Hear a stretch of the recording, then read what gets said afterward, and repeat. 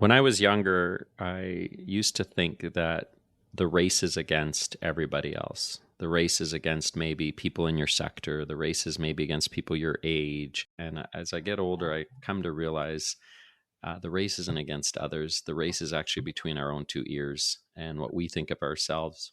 And yeah, for many years, to remind myself, I had a line that said, the only place I've ever truly been trapped was between my own two ears.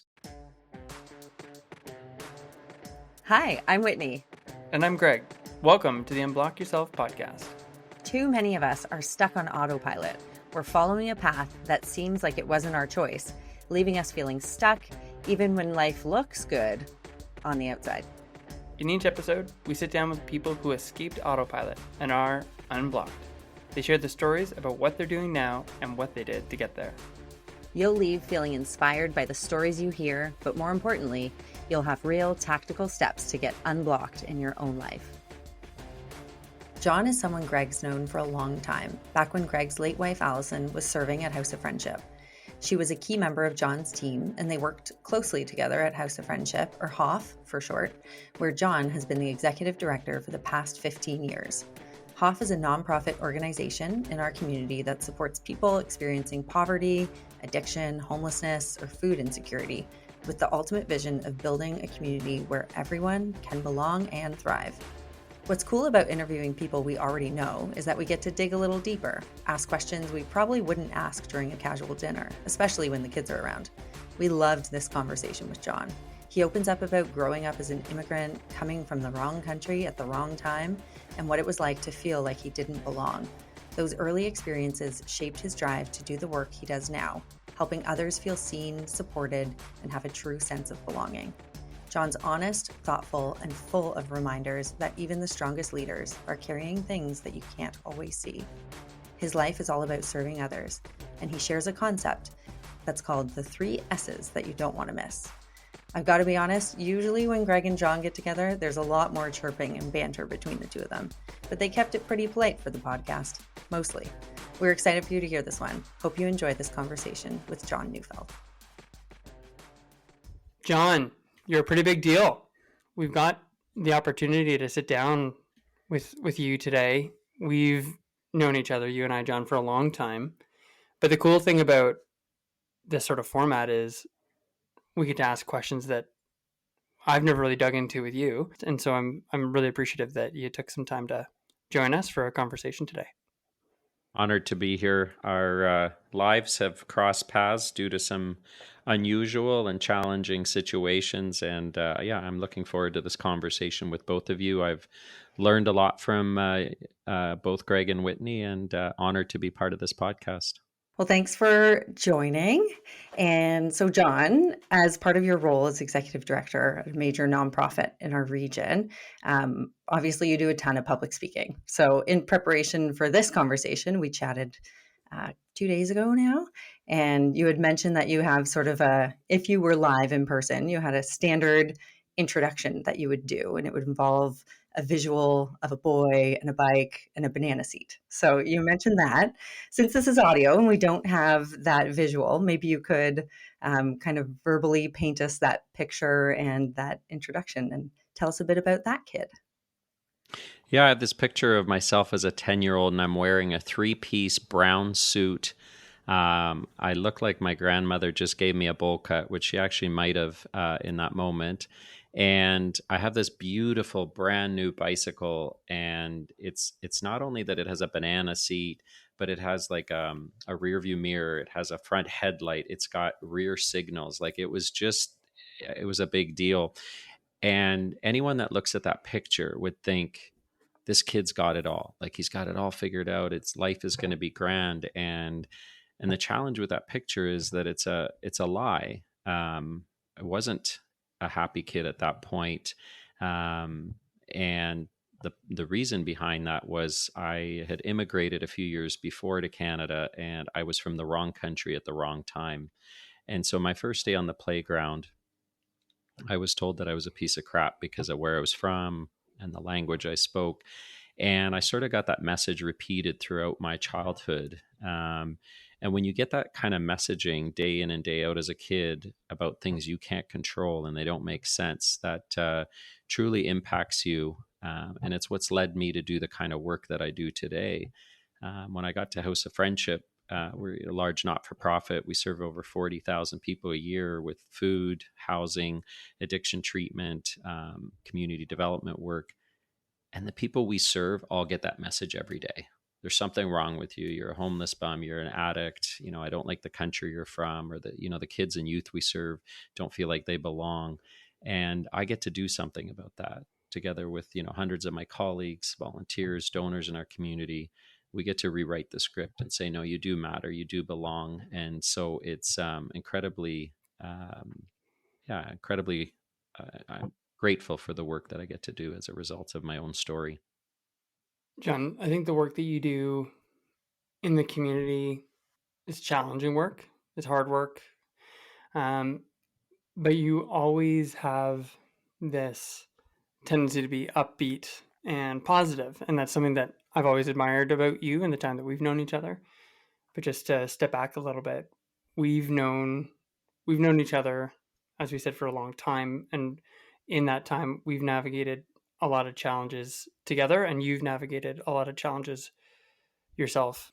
How we first connected, of course, was the interview that you had with Allison years and years ago, and she spent years working for you at House of Friendship. And then, as part of my story that I have shared here before, losing Allison in 2020, that was a very deep and personal loss for you, alongside the challenging work you were doing in 2020.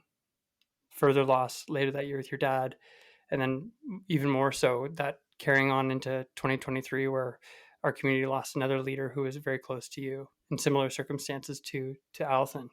And so you've had some of these hard things that face you, but you seem to maintain some degree of an upbeat and positive attitude. How do these experiences overlap, and how do they impact you? Well, before the pandemic even started, to get the news that Allison had brain cancer, that it was just limited time, was incredibly devastating. Allison was one of the most incredible leaders I've had the chance to serve with. So that was pretty devastating. And then I think in less than a month, the announcement was made about the global pandemic. And so we just jumped into that. 3 months later, Allison passes away. Um, and, we're all trying to navigate the beginning of the pandemic. House of Friendship is an essential service. So none of what we were doing could get shut down. And we had to just keep figuring stuff out. I was worried about, we had at that time probably close to 300 staff, just keeping them safe. At the end of that year, we weren't allowed to go see our family at Christmas time. And on Boxing Day, I got the call that my dad had a massive heart attack. And a week later, we took him off life support. A month after my dad's funeral, we had a devastating fire here in our community where we're sheltering 130 people experiencing homelessness. And it never stopped. And I wasn't able to grieve Allison because I was too worried about others. And I had, when you're in a leadership role, you got to look after everyone else. And so the cumulative of that, got to a point where it kicked out some of that positivity, Greg. And for the first time in my life, when I woke up, I didn't. I wasn't jumping out of bed ready to tackle the day, and so that was good for me in the sense of learning what that felt like, because I know a lot of people struggle with that, or they don't want to get out of bed in the morning. I had never experienced that, but all the cumulative pieces of that, they they did come down on me, and it was incredibly challenging to navigate. But I still had to show up, because I know as a leader, your team members look to signals from the leaders and how they're doing. And so it was incredibly challenging time and pushed me to my edges. And I do remember I think when we got into 2021 is we just continued our friendship and that deepened. And after you had lost your dad, something did, it felt like it switched for you. And I remember you sharing this idea of seeing a counselor and working through that grieving process, because it wasn't just one thing, as you said, it was multiple things all colliding. You talked about this idea of that had been shared with you, or that you had picked up of a backpack, and this notion of putting things on, and you have this choice you have to make. And I thought it was a beautiful visual and metaphor for your process of that, call it the grief, but also just the resilience you need to build to navigate that. Would love for you to talk a bit about that or share a bit about that, because I think it was something that stood out to me, and it felt really relevant to this idea of building resilience and navigating challenges.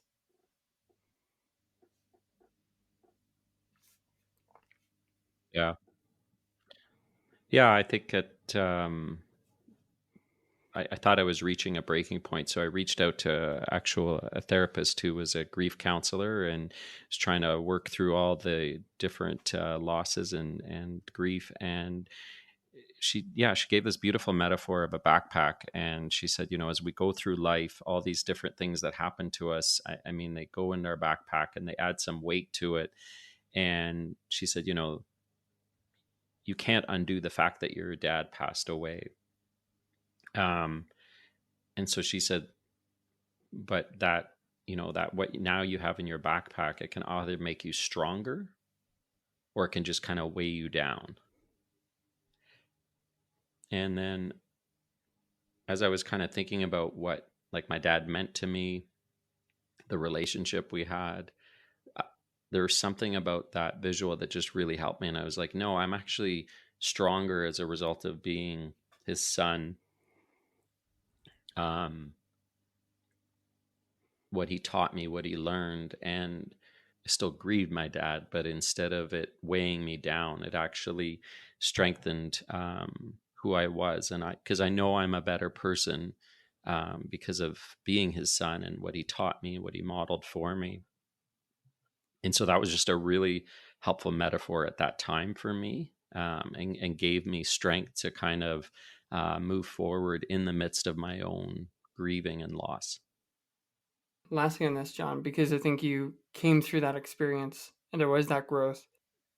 Can you can you think about or characterize what put you in that position towards growth versus what you see happen to so many people, where it actually sends them into a place where they're truly alone and they're seeking services and needing support from organizations, um, like what you do at House of Friendship and the shelter services and others. Yeah, buffers is an incredibly important concept. We talk a lot about House of Friendship, and um, the concept of buffers came to me through a lot of reading, research, but also just through my own personal journey. And I was trying to figure out why is it that why is it that two people can go through the same level of adversity, crisis, trauma, and for one, they seem to be able to get through it, and the other one doesn't. And so that has I've been trying to figure that out for years. And then the concept of buffers came to me. um, and basically the concept of buffers is very simple. It's lots of children grow up in very terrible, adverse environments. There's a lot of kids grow up in poverty, and that has impact on people. Or there's just a lot of people have really unthinkable things happen to them in their life. And I remember my late father saying, what's wrong with the people you serve? Like, look at me. I grew up during World War II. I had my father taken away. I grew up with hunger. I grew up with, all these devastating things. I came to Canada as an immigrant. I worked hard. And, what's wrong with those people? And I remember telling my dad is that the difference between him and some of the people we serve is that they never had a buffer in their life. And for my dad's case, it was in the height of the war when there was no food and there was just like a half a loaf of bread. His mother gave it to him and she went hungry. She loved him, she cared for him. And the folks we often serve just never had a buffer from the time they were born. Life just threw one thing at them, and there was no one there to come and buffer it. And a buffer could be that teacher that notices, hey, this kid's always coming to school late or hungry, and I'm going to just do something extra. Or the Boy Scout leader, the Girl Scout leader, that just somebody in their life that just takes notice them, sees them, and does something. Or the neighbor that says, hey, this family's struggling, we're going to drop off a casserole at their house.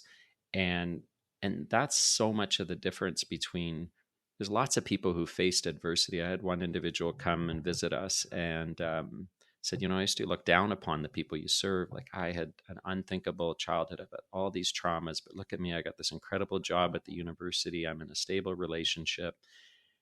And he said, John, no one ever explained buffers to me. And he said, I went home that night and he said, I reviewed my life, and as terrible as my upbringing was and like family life, but I had all these buffers in my life, these people in my life that just looked out for me, helped me.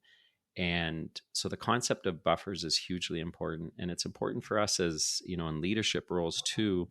Um, I described that situation of kind of in the pandemic, and just I hit levels of low, both personally and professionally, that I had never experienced in my life, and just that level of loss together. And I had buffers. That's how I was. It wasn't because I'm some superhuman or I did something. It was, I had buffers in my life. I had really meaningful connections. I had meaningful people, intentional people who were living intentionally in my life, that were encouraging, supporting, listening. I went to a counselor. We put these things in place, friends and family, that were my buffers, that I would not have been able to navigate this without.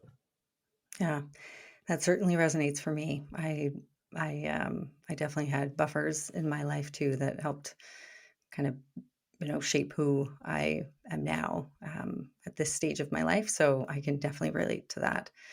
Um, so one thing about, I'd love for you to talk a bit about House of Friendship and thinking about their vision, which your vision is a healthy community where everyone can belong and thrive. Like, what does that mean to you?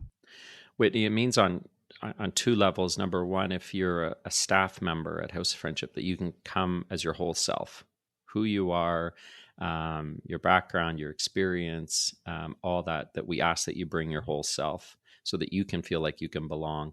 And then those that we serve, a place of belonging where they can bring their whole self, they can have healing, um, and that they are told that they matter, and that they're invited back into community. Because often the people we serve have been put on the edges, um, the unwanted and the unwell. And so it's incredibly powerful to be told that you matter and that you belong. And that is sort of at the core of what we do. We do it through different tools, whether it's addiction treatment, whether it's providing housing, whether it's providing food, whether it's providing, work with children and youth, newcomers, refugees. The common piece is that those we serve get told every day they don't belong. And so we get to do something about that. That's not easy work. It's incredibly challenging.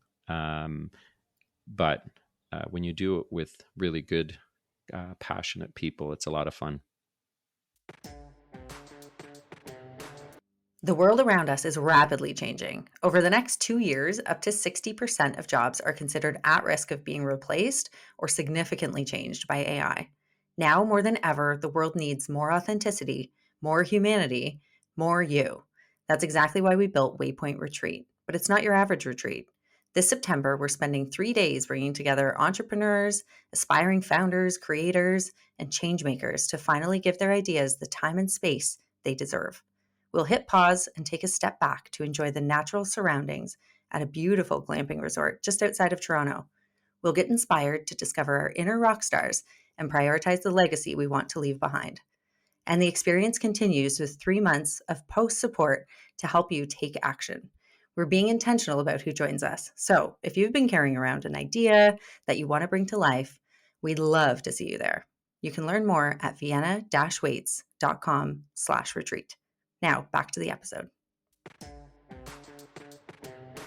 So I want to know, I know that you had a sign on your monitor for a long time.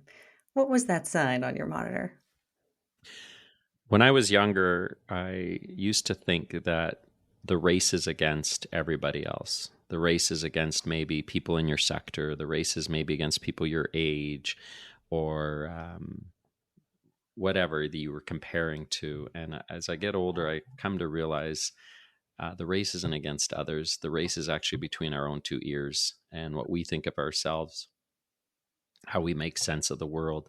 And yeah, for many years, to remind myself, I had a line that said, the only place I've ever truly been trapped was between my own two ears.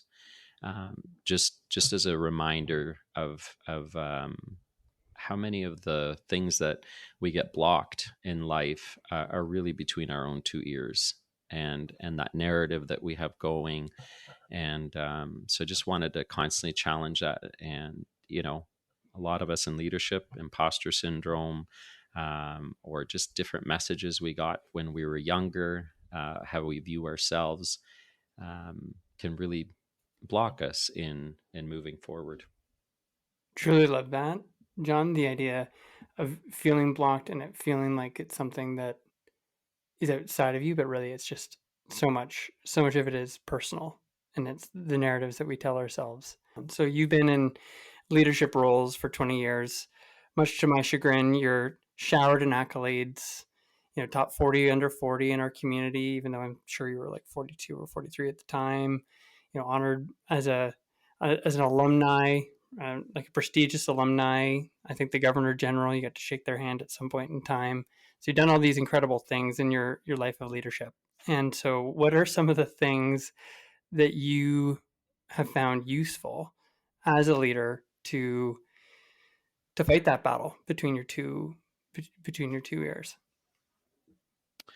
Yeah, a couple of things. One of the best leadership advice I was given, I think it's from one of John Maxwell's leadership books, is constantly look to add value to other people's lives. I have so many people that ask me, like, "Oh, how do I become a CEO, or how do I move up the ladder?" And it's like, don't chase that. Um, just constantly look to add value to other people's lives. Leadership is not about a position title. Leadership is about serving others, wanting to invest in others and make a difference for others. uh, and so yeah, for whatever reason, when you're in the not-for-profit, you do get a lot of accolades, which I sometimes bristle at. I think there's a lot of people out there that work very, very hard, and I don't think I'm any different than anybody else. I've tried to do my craft as well as I can, but I look around at my friends who are entrepreneurs or leading other organizations who work incredibly hard, and so I'll leave it at that for now.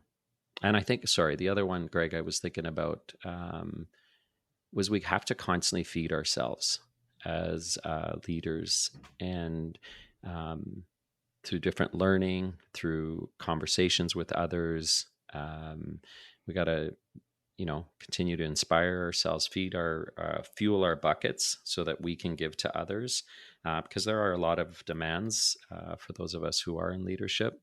But it's on us to ensure that we look after ourselves and make sure we're fueled.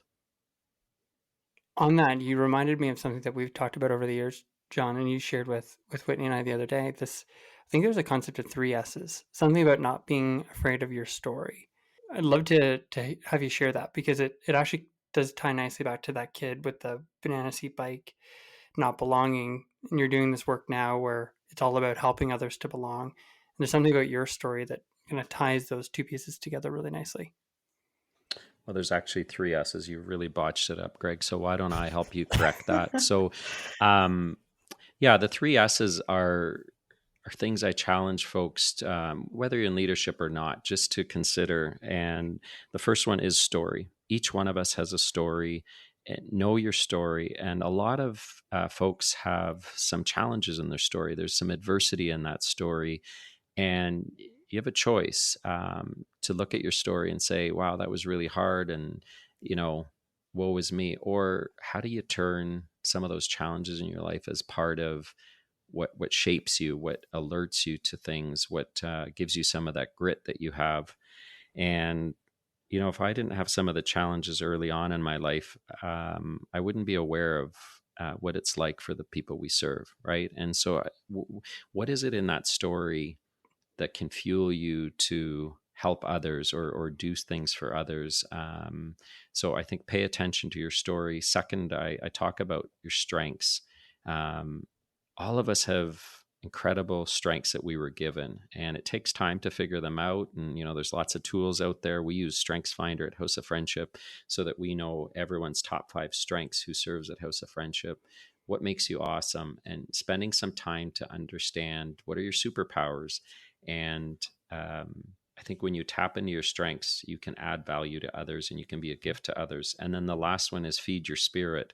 I think especially in leadership, we often forget that we have to fuel ourselves and feed your spirit. And that could be spending time in nature, could be art, whatever fuels you or feeds you. Take the time to do that. Often that's the stuff we kind of throw off and say, oh, I don't have time for that, my schedule's too busy. And so that, yeah, I often encourage folks to really focus on the 3 S's: their story, their strengths, and their spirit. Yeah, I I love that so much. I saw this quote recently, and it said, "If you don't tell your story, someone else will, and you might not like their version." So, I think that's Greg and I have both been opening up, as you know, in various ways, sharing stories. So, certainly resonates. You've probably experienced this. The power of sharing stories is so many people think that their experience was unique or their adversity or their challenge. And it's like every human has had to climb a mountain that none of us are aware of. And just because they're walking around with a big smile on their face doesn't mean there's not a different story there. And the more we share stories, the more we give permission for others to open up and be their authentic selves. What's been fascinating is having been through the experience of loss and grief, and then getting to a place where I feel comfortable to share some of that. There's been this magic that's happened in sharing a bit of the story. And I know this has been true for you too, Whitney, where people go, oh, they want to share their story, and they want to they see you as somebody who they can connect with and who they can be served by in a way. And although it's been a journey and it's been a terrible thing that's happened, what a privilege it is to have the opportunity to tell a story and then to be able to support others. So I think that's powerful in the S's, and I think people do forget the importance of including themselves as a character in the work that they do to serve the world, because you've got to be a character in your own story and your own work as well, I think. Well, and Greg, imagine I learned so much from you that here you were in your early 30s, 3 young children, and navigating that your wife is about to die. And then obviously, when she did pass away, I learned so much from you. In some ways, you were teaching me how to work with grief. Little did I know that I would need to apply some of what you taught me just months later when my dad passed. And so it's interesting how our stories intersect when we allow them or when we share them with others. There was a moment there that we were sitting on your porch because it was the pandemic, and we were planning Allison's funeral. I think you had about 6 or 7 friends, and we were trying to figure out, how do you plan a funeral at the beginning of a pandemic when we weren't allowed to meet? And you were telling the story about how I don't know which one of your sons had asked you like just an impossible question that there was just no answer to. And I was like, I can't imagine even being in a situation like this and having like a 4 or 5-year-old son asking me that kind of question about their mom passing. And you gave this like profound, beautiful answer. And I looked at you and I said, how did you come up with that? Because I know you're not smart enough to actually have come up with that on your own. You're like, oh no, I didn't know that at all. I've just been going to therapy, and she prepared me for this answer, and I just said what she told me, and we had a good laugh at that. But the fact that, and then you said to me, said, John, I know this stuff is going to catch up to me.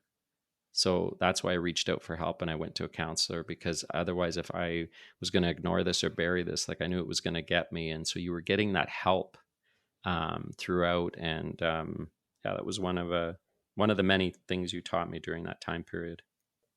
As a gracious reflection back, John was fortunate to be introduced to somebody who could offer that help, and it set the stage for what would be helpful in the future. And what you just described, it hits on this concept in psychology called post-traumatic growth.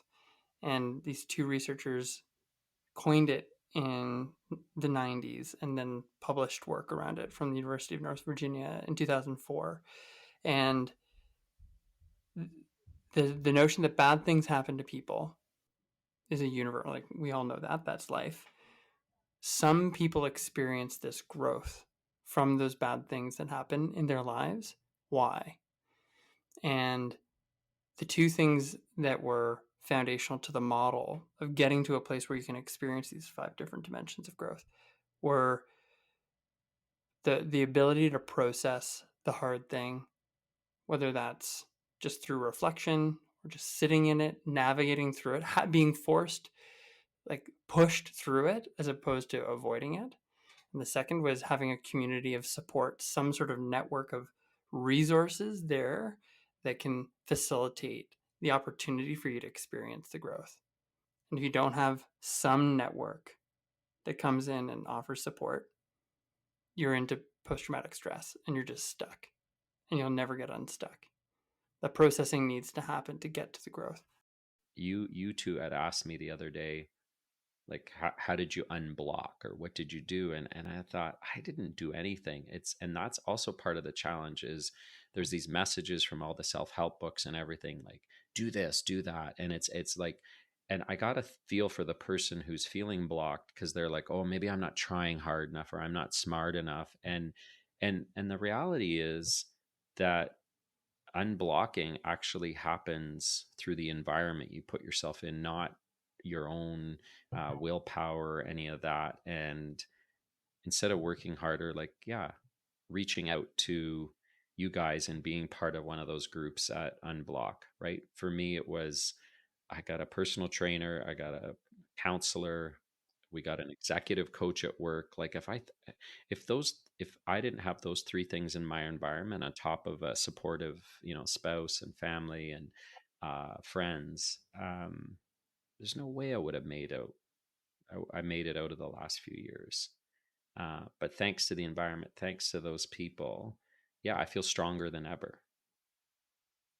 And I think about the people that don't have that, lose a loved one and don't have that community to rely on, or don't have the supportive workplace that says, I don't care what's going on in your personal life. You show up to work, you do the thing, you block the rest out. I, I can't imagine that, or not having the enabling space and safe space to process just everything going on in the world. We need each other. We need community, and maybe the way community looks in today's concept is this part we haven't figured it out. I think in the olden days it was just easy. We had a lot more, whether it was faith communities, whether it was community spaces. It's harder to create those spaces in today's world, even though we have way more mechanisms, way more tools. Um, so yeah, that's why I'm excited about what the two of you are doing. Thank you, John. That means a lot. What a gift, John. Honestly, thank you so much for being here and having this conversation with us. We do like to ask one question, and we're always kind of on the lookout for new podcasts and books and different things. So, is there something, a book or a podcast or something that you found very impactful that you'd recommend? Oh, there's a few things that I just want to kind of in response to that. So one of the things I do every day is I actually have three quick blogs, and to be honest, it's not even about, I don't want someone saying, oh, I got to get those three. It's just, I have one blog. It's a short thing on leadership that I get every day. I get another blog from Seth Godin's. I find he challenges my creative thinking. He gets me to look at the world a little differently.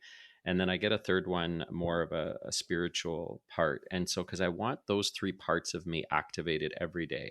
And some days it's busy and it's like, oh my gosh, this is the last thing I need is these three emails in that long pile. But it's the discipline of every day that I'm getting myself to think about those different parts of me. And the leadership stuff, there's just, we need to hear different messages at different times. And spiritually, regardless of what you believe, I think we have a spiritual component to ourselves, and to feed our spirit in some ways, to be thinking about things outside of ourselves in the broader. And yeah, I try to be innovative in my leadership, but if you want to be innovative, you got to be feeding that creative side, or viewing the world differently. And then, yes, every Sunday I get Shane Parrish's Farnham Street, because I love Shane's kind of encouragement to think about how we're thinking. I think in today's context, if we don't think about the way we're thinking, or the way we're feeding our mind, and the info and all the different channels and all the different noise, I think we're going to get swallowed up.